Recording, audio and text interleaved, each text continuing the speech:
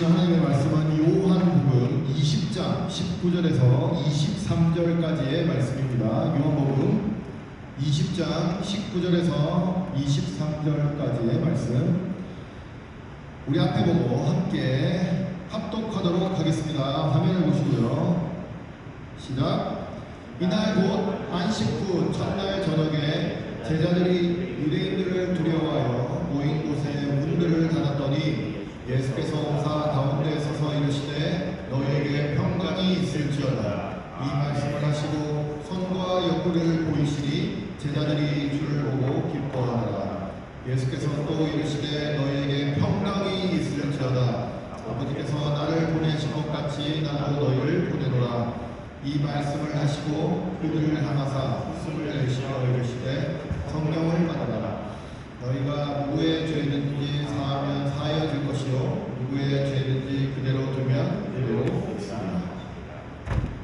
예. 오늘 작년에 이어 또 여름 수련회가 시작되었습니다. 작년부터 이어온 여름 수련회는 앞으로도 계속 될 거라고 소망합니다. 왜냐하면 이 여름 수련회 저는 너무 좋았습니다. 작년에 너무 재밌었고 행복했고 즐거웠고 가까워졌고 또 하나님께서 말씀하셨던 하나님의 말씀을 창세기부터 요한계시록까지 쭉 볼 수 있었던 시간이었고 뿐만 아니라 내 옆에 있는 내 앞에 있는 지체들과 함께 그들 위하여 기도하고 또한 중보하면서 우리가 신앙 공동체로 모였다는 사실을 깨닫게 되어서 너무 좋았습니다. 그리고 올해도 저는 많이 기대합니다. 26년도 여름 수련회 오늘의 표어는 일상으로 보내심입니다. 일상으로 보내심. 일상 어떤 뜻일까요? 일상 보통의 삶입니다. 내가 그저 보내고 있었던 월요일의 시간, 화요일의 시간, 수, 목, 금, 토, 주일간 그 보통의 우리가 보내는 그 시간 그것을 우리가 일상이라고 합니다. 그리고 우리는 그 일상에 보내심을 받았다라고 하는 사실을 오늘 이 말씀을 통해서 좀 깨달았으면 좋겠습니다. 여러분 유튜브 보면서 자주 보는 유튜브 요즘에 뭐가 있을까요? 우리 집에는 유튜브 자주 봅니다. 왜냐하면 저희 집은 TV가 없어서 TV는 있지만 케이블이 연결되지 않아서 일반적인 프로그램은 볼 수가 없습니다. 그래서 유튜브를 연결해서 보는데 유튜브를 통해서 많이 보는 게 있습니다. 뭐냐면 빠니보틀. 혹시 빠니보틀 아는 사람? 방글라데시가 맞군요. 방글라데시입니다. 무질서 소음 그 제목이 붙어져 있는 방글라데시. 빠니보틀 있고요. 또 유명한 여행 유튜버 혹시 아는 사람 있어요? 없어요? 곽튜브. 네, 곽튜브. 최근에 또 우리는 고재영 TV라고 있습니다. 고재영 TV. 고재영 TV는 7일 동안 혹은 정해져 있는 기간 동안 뭘 하는 사람인데 그 중에 이제 여행을 가서 찍었던 그때도 방글라데시였습니다. 여러분 여행 좋아하시죠? 저도 그 대리만족 하는데 여행을 다녀오면 여행을 계획하는 시간 너무 행복합니다. 그리고 여행을 가서 시간을 보내는 건 너무 좋죠. 일상이 멈추죠. 내가 고민하고 걱정했던 모든 것들이 다 뒤로 놔두고 새로운 환경, 새로운 문화, 새로운 언어, 새로운 음식, 새로운 만남 그것이 우리에게 펼쳐집니다. 그리고 너무나 짧은 순간이라고 느껴지는 여행의 시간이 끝나면 우리는 다시 집으로 가죠. 집에 문을 딱 열었습니다. 무엇이 있나요? 답장하지 않았던 내 핸드폰의 메시지. 띠롱띠롱띠롱띠롱. 또 뭐 있나요? 여행 전에 돌리지 않았던 빨랫감들, 여행하는 동안에는 잠시 잊고 있었는데 일상이 없어진 것이 아니라 그대로 두고 우리는 여행을 갔다 온 거죠. 일상은 그대로 있습니다. 여러분, 오늘 수련회도 마찬가지입니다.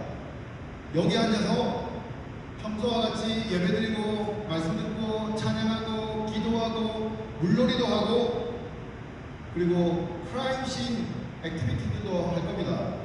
그리고 저녁에는 맛있는 고기 냉면, 수육 냉면인가요? 고기 냉면 먹을 예정입니다. 그리고 조금 전에 우리 부장집사님께서 수박과 아이스크림을 사오셨습니다. 조금만 또 먹게 되겠죠. 여러분, 그렇게 맛있게 먹고 즐겁게 시간을 보내다 6시가 될 겁니다. 혹은 7시가 될 겁니다. 그리고 우리는 다시 집으로 돌아갈 거죠. 그러면 수련회 오기 전에 가지고 있었던 그 일상의 모습들이 그대로 우리에게 다가오게 될 겁니다. 그래서 우리가 보통 그렇게 수련회가 끝나고 집으로 돌아간다라고 할 때 우리는 일상으로 돌아갑니다 라고 하는 표현을 쓰죠. 일상으로 돌아갑니다. 근데 오늘 본문은 예수님께서 제자들에게 너 일상으로 돌아가는 거지만 일상으로 돌아간다고 보면 안 돼. 다른 관점으로 봐 라고 가르치십니다. 어떻게 가르치시냐? 일상으로 돌아가는 것이 아니라 너는 보냄을 받았어. 보냄받은 사람들이야. 관점을 다르게 봐야 돼 라고 얘기합니다. 물론 돌아가는 것과 보내짐을 받는 것 겉으로 볼 땐 비슷하죠. 직장으로 돌아가죠. 가정으로 돌아갑니다. 학교로 돌아가죠. 연구실로 돌아가죠. 그곳에 갑니다. 근데 여러분, 한 가지 생각해 보세요. 누군가의 부탁을 받아서 월마트를 가는 사람과 아무 생각 없이 월마트를 가는 사람, 차이가 있을까요? 없을까요? 차이가 있죠. 왜? 무엇을 사고자 목적한 바를 가지고 월마트를 간 사람은 이유가 있으니까요. 근데 그저 월마트를 간 사람은 이유가 없이 가는 거예요. 여러분, 우리가 일상을 볼 때 그렇게 봐야 합니다. 우리가 살아가고 있는 그 보통의 삶, 보통의 시간, 우리가 보내고 있는 그 삶이 그저 아무런 목적과 뜻과 이유가 없는 삶이 아니라 분명한 목적과 방향성을 가지고 있는 삶이라는 거예요. 문제는 우리가 그것을 알고 있느냐 모르고 있느냐. 근데 오늘 예수 그리스도께서 말씀을 통하여 제자들에게 너희의 삶은 보냄받은 삶이다. 너희의 삶은 바른 목적과 방향성이 주어져 있다. 말씀하시고 그 말씀이 오늘 저와 여러분들에게도 주어졌다라고 하는 사실입니다. 여기에 한 가지 독특한 점이 있습니다. 그게 뭐냐면 오늘 본문의 20장 19절을 보겠습니다. 오늘 본문 요한복음 20장 19절을 보면 이날 곧 안식 후 첫날 저녁 때에 제자들이 유대인들을 두려워하여 모인 곳에 문들을 닫았더니 예수께서 오사 가운데 서서 이르시되 너희에게 평강이 있을지어다 하십니다. 자, 이날이 어떤 날인가? 이날 곧 안식 후 첫날 예수님께서 부활하신 날입니다. 예수님께서 십자가에 고통당하사 죽으시고 3일 동안 죽음 가운데에 계셨다가 부활하신 바로 그 첫날 저녁. 여러분, 예수님이 부활하신다, 십자가에 돌아가시고 부활하신다는 말씀은 이미 제자들에게 하셨고 약속하셨습니다. 너희가 잠시 동안 나를 볼 수 없겠지만 또 잠시 후에는 나를 볼 거야. 성전을 3일 만에 헐었다가 지을 거야. 그것은 나의 죽음이고 나의 부활을 못하는 거야 라고 명확하게 제자들에게 얘기했습니다. 그리고 실제 예수님은 십자가에 죽으셨습니다. 그러면 제자들이라면 무엇을 기대하고 있어야 하나요? 부활을 기대하고 있어요. 그리고 부활하신 첫날 저녁 제자들의 모습을 보십시오. 유대인들을 두려워하여 예수 그리스도를 죽인 저 사람들이 너무나 무서워 그들에게 처해져 있는 환경과 상황이 여전히 바뀌지 않았어. 예수님은 부활하셨으면, 예수님이 왕이시라면 온 세상 천하 만물이 다 예수님께 경배해야 하고 로마 제국도 멸망해야 하고 우리는 완전히 새롭게 태어나 새로운 왕국이 만들어져야 하는데 여전히 똑같다고. 예수를 죽였던 유대인들은 여전히 창을 들고 칼을 들고 제자들을 잡으려 돌아다니고, 제자들은 여전히 무서워 두려움에 떨어 무엇을 하고 있나요? 모인 곳에 문을 다 닫아버렸다. 문을 다 닫아버렸습니다. 밖에서도 들어올 수 없고 나도 나갈 수 없는 고립되어 있는 공간에 그들은 스스로를 고립시켜 놓았습니다. 제가 그때 제자라면 어떤 생각들을 했을까 고민을 좀 해봤거든요. 네, 아마 이런 생각했습니다. 1. 정말 예수님이 부활하셨을까? 2. 우리는 정말 큰일 났다. 3. 예수님이 부활하셔도 큰일이고 안 부활하셔도 큰일이야. 왜 그럴까요? 3번의 이유를 아시는 분이에요. 모르실까요?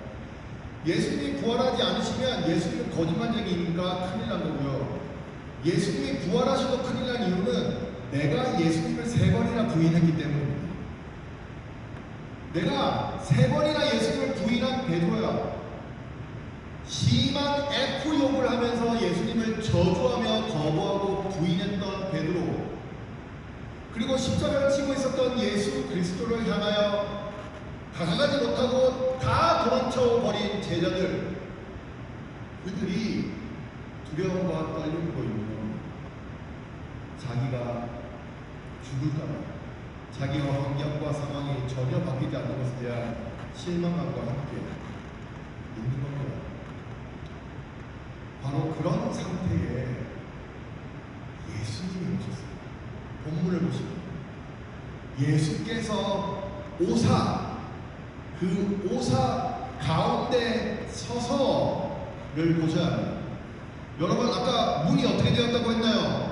다 닫혀버렸다고 했습니다. 잠궈버렸습니다. 아무도 들어올 수 없습니다. 그런데 부활하신 예수님은 그 문과 벽을 통과하여 그들에게 갔습니다. 고립되어져서 스스로 고립되어 더 이상 나는 아무것도 할 수 없어, 이 환경과 상황에서는 나는 오직 죽음뿐이야, 두려움과 불안과 어두움 가운데 있는 그들이 예수 그리스도를 찾아간 것이 아니고요, 그들을 향하여 예수님이 오셨다는 겁니다. 여러분, 이게 얼마나 중요한 건지 아십니까?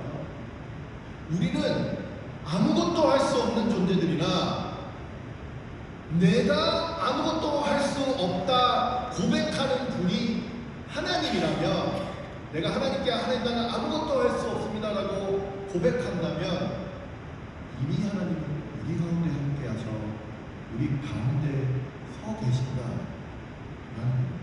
우리의 인생이 혼자가 아니라는 사실입니다. 예수님이 야 너 나와, 너 나 부인했지, 문 닫고 뭐 하는 거야, 문 열고 나와 라고 하지 않으셨다는 겁니다. 그들의 철저한 실패, 그들의 어두움, 두려움, 걱정과 근심 가운데 있는 그들을 향하여 예수님이 오셨다.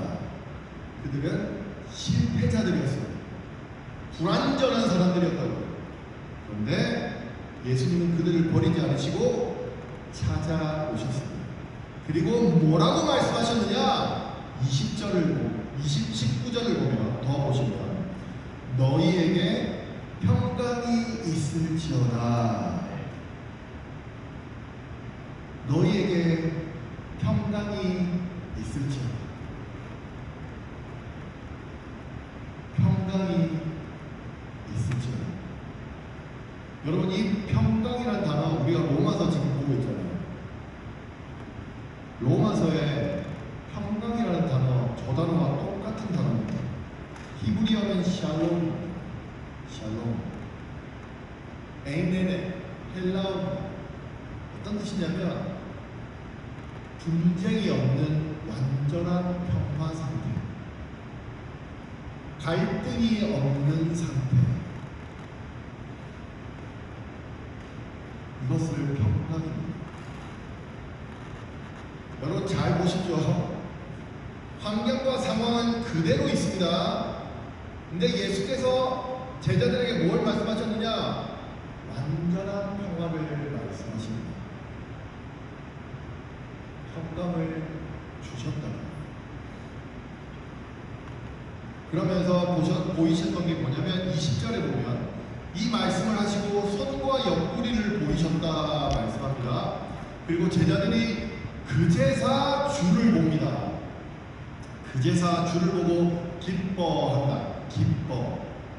여러분 왜 나 왔어 라고 하지 않으시고 손과 옆구리를 보이셨을까요?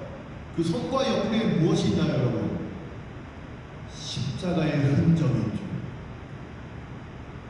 못자국이 있죠. 창에 찔려 찢겨진 자국이 있죠. 여러분 그 자국을 제자들에게 보이신 이유가 있습니다. 내가 너희의 죄와 실패와 두려움과 걱정과 고통과 아픔을 대신하여 찢기고 찔리고 고통당하고 죽었다라고 하는 것을 제자들에게 보이신 겁니다. 여러분, 하나님이 우리가 완벽해서 우리가 완전한 인간이기에 너를 선택해서 하나님의 자녀가 되게 할게 라고 하지 않으신다고. 두려움 속에, 고통 속에, 실패 가운데에 좌절하고 있는 우리를 향하여 예수님이 오셨고 그 예수님이 여러분들에게 평강을 허락하셨습니다. 우리는 그것을 받을 만한 아무런 자격이 되지 않지만 숨어있고 두려워하는 제자들을 향하여 평강을 선포하신 예수님처럼 우리에게도 하나님은 그렇게 평강을 선포하십니다. 숨어있는 여러분, 고립되어지고 있는 여러분, 스스로를 어두운 동굴로 집어넣고 있는 여러분, 혹 내 믿음이 약해져 있다 생각하는 여러분, 우울한 여러분, 예수께서 함께 하십니다. 그 예수께서 여러분들에게 평강을 허락하셨습니다. 창세기에 보면, 자, 창세기에 누구가 만들어졌나요? 아담과 하와가 만들어졌죠. 하와가 먼저 선악과를 따먹습니다. 그리고 나서 아담에게 줍니다. 선악과를 따먹고 나서 하나님이 아담과 하와를 찾습니다. 근데 아담과 하와는 이미 숨었습니다. 자신의 벌거벗음을 알게 되어 부끄러워 숨었습니다. 스스로를 고립시키고. 여러분, 그 아담과 하와를 찾은 분이 누군가요? 하나님이죠. 우리의 삶은 다 그렇습니다. 지금의 상황과 환경이 예수 그리스도를 믿을 수 있는 상황인데 라고 핑계치 못한다고요. 왜? 하나님이 여러분들과 함께 하시고 찾아오셨거든요. 예수님은 문제만을 바라보고 숨어있는 그들의 눈을 뜨게 하셔서 깨닫게 하십니다. 누구를 보게 하나요? 주를 보고. 유대인들 때문에 숨어있는 그들이 이제는 누구를 보고 있나요? 예수 그리스도를 봅니다. 예수 그리스도에 찢겨진 손과 옆구리를 봅니다. 나로 인해 고통당하신 그 예수 그리스도, 그러나 그분이 죽음을 승리하시고 부활하사 우리에게 회복과 영원한 생명을 허락하실 것이라는 사실을 직접 보이시고 우리의 눈을 예수께 고정케 하심으로 우리는 기뻐할 수 있게 되는 겁니다. 21절에 보면 예수께서 또 이르시되 너에게 평강이 있을지어다. 여러분, 제자들이 여전히 그 마음 가운데 평강이 없었던 것 같습니다. 예수님은 한 번 더 강조합니다. 너희에게 평강이 있을 거야. 그리고 뭘 말씀하셨느냐? 그리고 너는 그렇게 살아. 평강이 있으니 너의 삶을 살아. 라고 하지 않으시고 아버지께서 나를 보내신 것 같이 나도 너희를 보내노라 하십니다. 21절 보면 아버지께서 나를 보내신 것 같이 나도 너희를 보내노라. 여러분, 여기에는 패턴이 있습니다. 어떤 패턴이 있나요? 1번, 아버지가 나오십니다. 그리고 아버지께서 나 예수 그리스도를 보내셨다는 겁니다. 하나님은 이미 보내시는 하나님입니다. 미시오 데이라고 하는 단어가 있습니다. 그게 뭐냐면 보내신 하나님이라는 뜻입니다. 어떤 뜻이냐면 이미 하나님은 선교하시는 하나님이시라는 겁니다. 이미 하나님은 예수 그리스도를 그의 품에서 떠나 보내셨습니다. 어디로 보내셨습니까? 상황이 좋은 곳으로 보냈습니까? 아니죠. 예수님을 환영하는 곳으로 보냈습니까? 아니죠. 예수님은 죄와 고통이 있는 세상으로 보내주셨습니다. 병든 사람에게 가야 했습니다. 사람들이 피하던 사람을 만나러 갔습니다.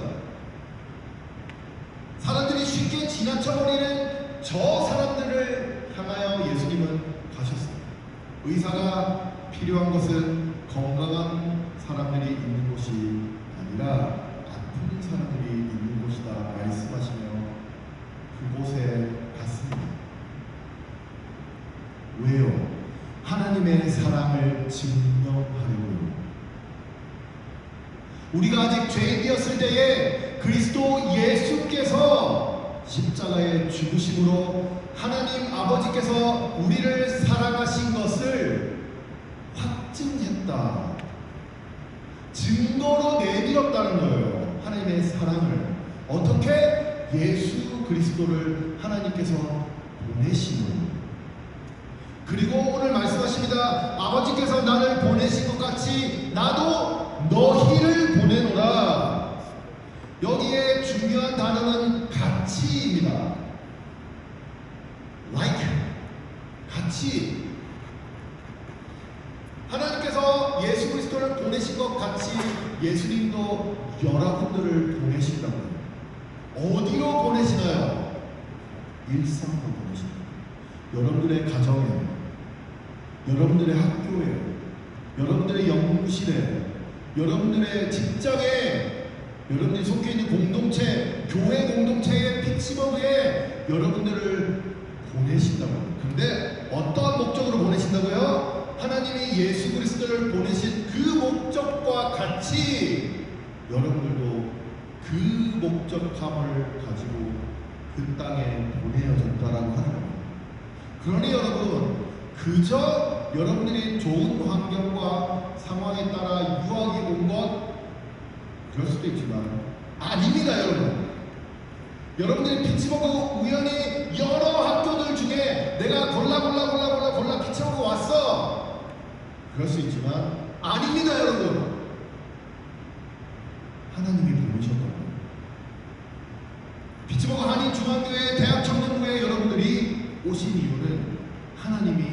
목적하신 바대로 이 땅에 보내셨다. 여러분, 제자들 생각하십시오. 여전히 숨어있던 그들을 예수님이 보내어 주십니다. 가라. 그리고 무엇을 하라고 하시는 건가요? 예수께서 하신 일을 하는 게 우리의 삶의 목적입니다. 가서 모든 사람들에게 예수 그리스도를 전하되 어떻게 전해야 하느냐? 하나님의 빛을 발하며 소금의 역할을 감당하여 나의 착한 행실을 통하여 하나님의 영광이 드러나며 예수 그리스도가 나타낸 바 되게 살아야 합니다. 우리는 착하고 윤리적이고 도덕적이기 때문에 크리스찬이 되는 게 아니고요. 이미 우리는 하나님으로부터 구원함을 받은 은혜를 누리는 사람들이기에 그 은혜에 감격하여 가르침대로 살아가는 사람입니다. 그리고 그 가르침은 예수 그리스도께서 말씀하신 가르침입니다. 하나님을 사랑하고 내 이웃을 내 몸과 같이 사랑하라. 그게 우리의 삶의 방향이 되어야 합니다. 목사님, 나는 절대 할 수 없습니다. 내가 이 사람도 용서하고 이 사람도 용서하고 이 사람도 용서하는데요, 난 저 사람은 절대 안 해요. 내가 죽는 한이 있어도 내 눈에 흙이 들어가도 할 수 없습니다. 하나님, 내가 이것은 버리고 저것은 내어놓을 수 있지만 하나님, 요거는 내가 절대 내어놓을 수 없습니다.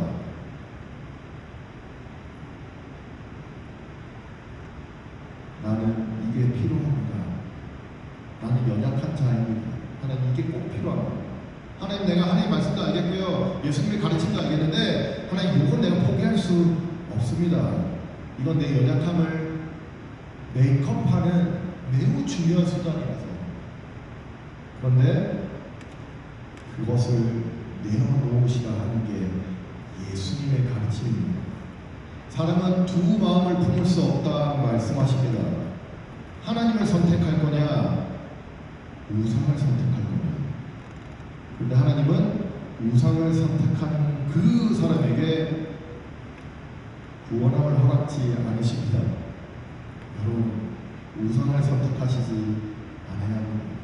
무엇이 우상인가요? 하나님 자리에서 쫓아내고 그 자리에 버젓이 하나님처럼 모셔놓는 것, 그것이 우상입니다. 그것이 내 가족이 되었던, 물질이 되었던, 지위와 명예와 경력과 경험과 직장이 되었던, 내 자격증이 되었던, 그 무엇이 되었던 간에 하나님보다 우선시된 그 모든 것이 다 우상입니다. 목사님, 저는 이건 없으면 살 수 없어요. 살 수 있습니다. 왜 그런가? 22절과 23절을 보겠습니다. 내가 너희를 보내노라 말씀하시면서 뭐라고 말씀하셨느냐? 이 말씀을 하시고 그들을 향하사 숨을 내쉬며 이르시되 성령을 받으라. 너희가 누구의 죄든지 사하면 사해질 것이요 누구의 죄든지 그대로 두면 그대로 있으리라 하시니라. 예수님이 그저 아무 책임감 없이 너희는 가서 내 이름을 전하라, 끝! 이렇게 하지 않으시고요, 너희의 연약함을 알고 있다, 너희의 두려움을 알고 있다, 그래서 내가 너희에게 성령을 주노라 하신다. 여러분들은 혼자가 아닙니다. 예수 그리스도를 믿는 여러분들은 성령과 함께 하시는 줄 믿으십시오. 우리의 힘으로 오늘 이 시간 살아가는 게 아니라는 겁니다. 성령이 여러분과 함께 하십니다. 그 성령과 함께 살아가는 삶이 받은 삶입니다. 보냄받은 삶. 여러분, 수련회에서 그래 그렇구나 할 수 있습니다. 이제 좀 달라져야지, 매일 기도해야지, 사람들 좀 사랑해봐야지 할 수 있습니다. 근데 월요일이 옵니다. 주일이 지나가도 월요일이 옵니다. 피곤하죠. 일이 밀려옵니다. 누군가가 내 마음 건드립니다. 짜증나죠. 결심은 생각보다 너무 빨리 약해질 수 있습니다. 이건 약간 오래된 핸드폰과 같습니다. 여러분, 제 핸드폰 이거 말고 이전 핸드폰이거든요. 분명히 100% 충전을 30분 전에 했는데 잠깐 눈 감았다 떠보니 60%밖에 남지 않는 안타까운 현실이 있어서 핸드폰을 바꾼 적이 있습니다. 여러분, 우리의 의지는 이렇게 빨리 없어집니다. 그래서 예수님이 야, 그렇게 살아서 되겠어? 독해져. 더 열심히 살아. 그렇게 하지 않으신다고요. 성령을 의지하라 하십니다. 어떤 삶이 성령을 의지하는 삶인가요? 오늘 하루 하나님께 맡겨드립니다. 하나님이 나의 왕이십니다. 내 손해를 보더라도 정직을 선택하겠습니다. 누군가에게 다가가야 할 때 피하지 않겠습니다. 예수님처럼 나도 그 땅 그곳에서 하나님의 말씀을 전하며 살겠습니다. 라고 하는 겁니다.